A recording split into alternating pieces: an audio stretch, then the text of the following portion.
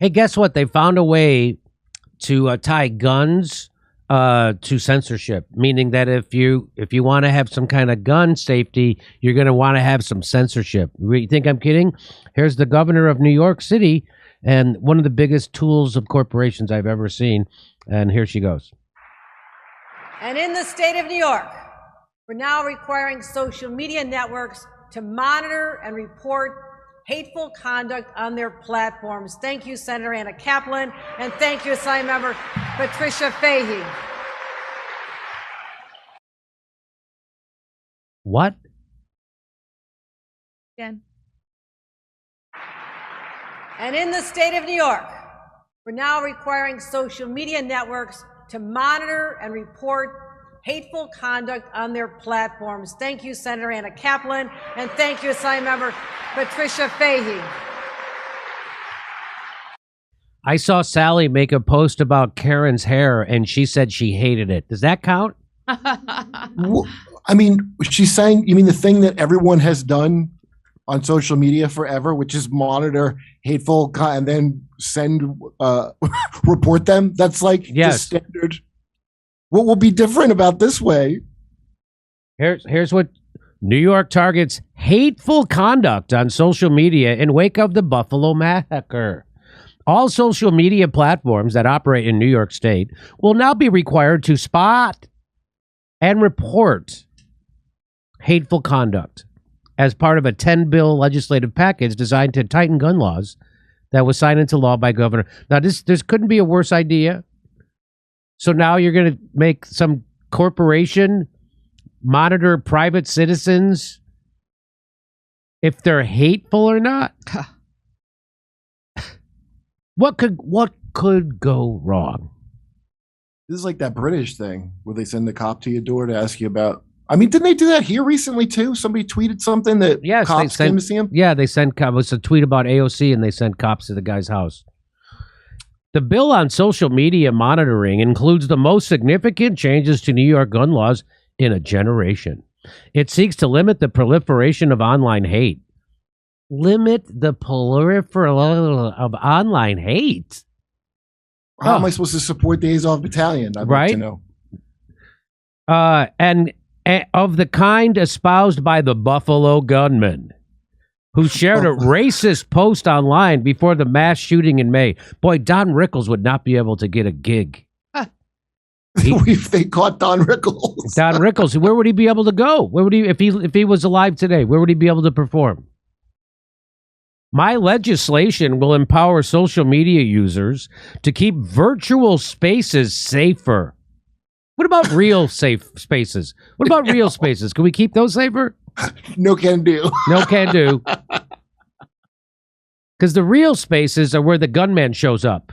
The virtual space, nobody gets hurt. It's the real spaces.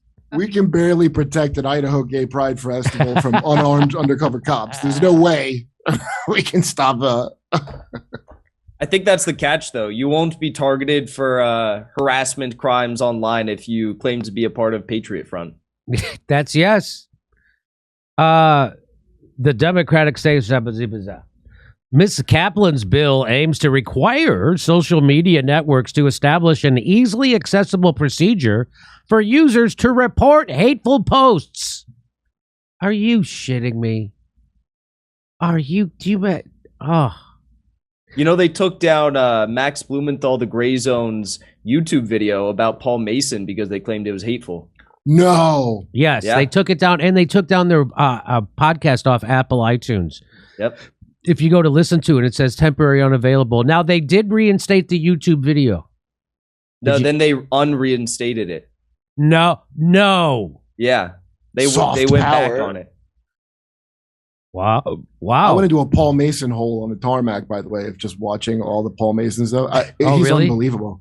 You know what's so scary is he's clearly an idiot, like hanger-on of whatever darker thing he's reporting to. Yeah. He's obviously got handlers. Yeah. So at the bottom of this, it says, it seeks to apply the expression, if you see something, say something to the digital world. So now everybody's a narc. Everybody's tattling on everybody else. Everybody's afraid to express themselves. What, you think I want to be punished like Felicia Somnes, the one person with the guts? The only person with the she's brave polar.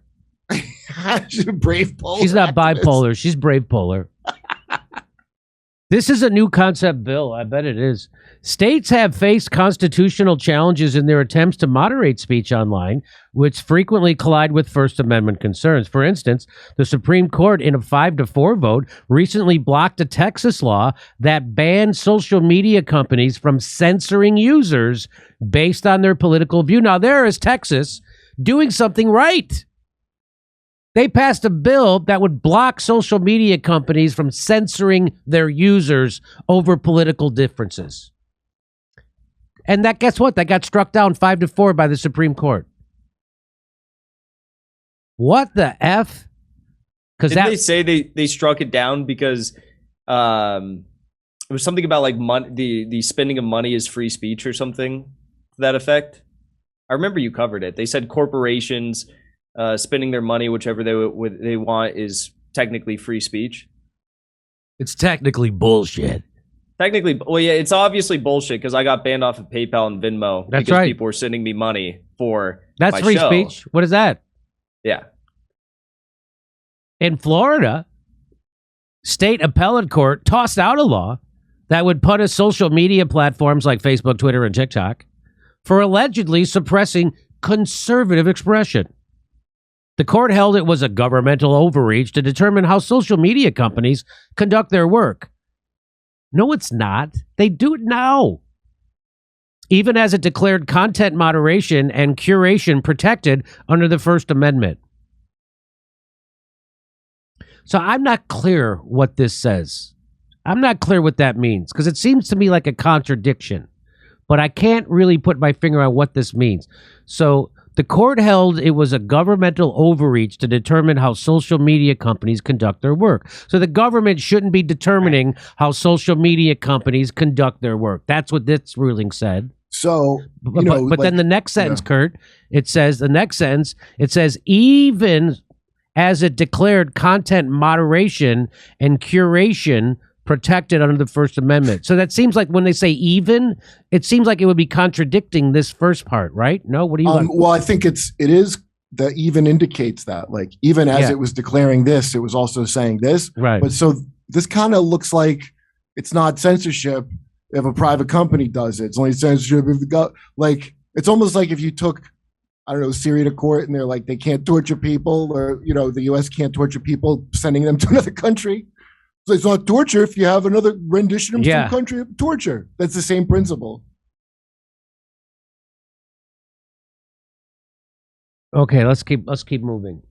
Our bill is different, Ms. Colin Sweeney said. It does not infringe on First Amendment rights because it does not say what can or cannot be on a platform. What? But you're saying hate. You're saying hate speech. You're saying it, right? That's the whole point of your fucking bill, is it not? And I thought the Florida and Texas laws were just saying that you can't censor online for political views. Yours actually is censoring. You're people. actually, that's right. It's 100%. You got it, Jackson. That's why I'm so flummoxed and we're covering the story. But surely you do think there should be laws to suppress like a full part of the human emotional spectrum. Yes. Yes, I do. And please don't call me Shirley. I was waiting for that. Not everyone is so sanguine. Sanguine. What does that word mean? Sanguine. Sanguine? Is that how you pronounce Yes. it? Yeah.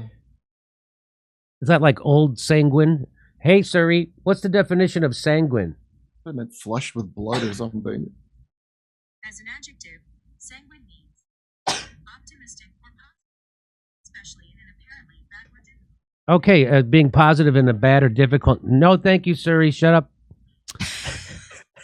Not everyone is so sanguine. Suri's still talking. A senior fellow at the Harvard Kennedy School Carr Center for Human Rights Policy, John Shattuck, he speculated that the law could be subject to pretty severe implications from a freedom of speech standpoint. So someone's disagreeing, I think.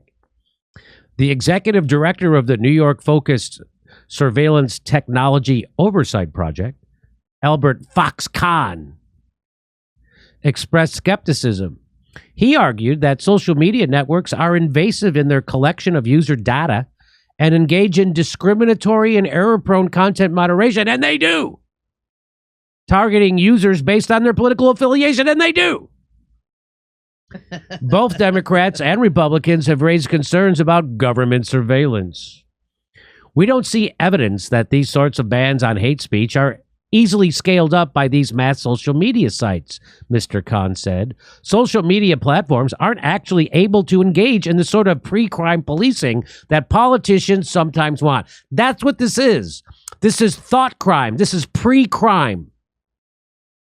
We want to get someone he's got hate in his heart, so go arrest him.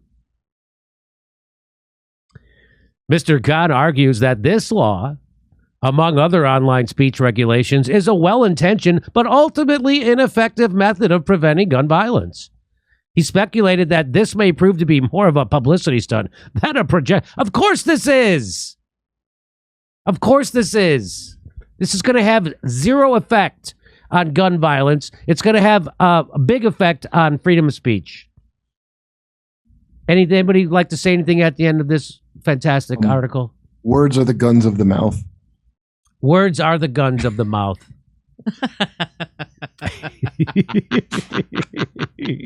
Here we're doing stand-up comedy in Los Angeles on June 11th, and then we're going to Chicago, Sacramento, and San Diego on July 16th for the taping of my new special. Go to jimmydorecomedy.com for a link for all tickets. See you there.